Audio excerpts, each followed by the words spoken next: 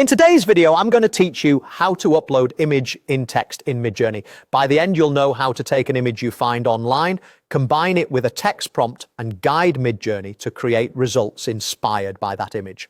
Start by choosing an image from a website or from one of your social accounts. You can use anything that's publicly viewable, like a photo on a gallery site or a post that isn't behind a login. Right-click the image and select Copy Image Address. On mobile, long press the image and look for a copy link or copy image address option. If that option doesn't appear, open the image in a new tab and copy the URL from the address bar. A reliable link usually ends with an image file type like .jpg or .png, and it should load without you having to sign in.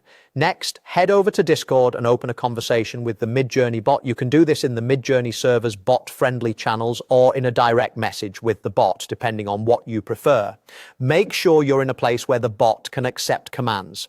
If you're new, a public newbies channel is a simple place to start because you'll see examples and results from other people as you work. In the message box, type the /command imagine. It will appear as /imagine and prompt you to enter a prompt.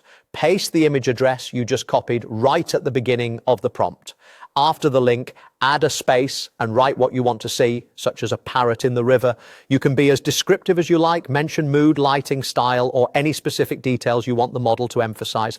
Keeping the image URL first helps Midjourney treat it as the primary reference and then apply your text directions to shape the final output. When your prompt looks good, press enter to submit. You'll see the bot acknowledge the job, then begin rendering a grid of 4 images. This usually takes under a minute, depending on server load. If you run into an error, double check that your image link is valid and publicly accessible. If the image doesn't influence the result, try recopying the address or opening the image in a new tab before copying.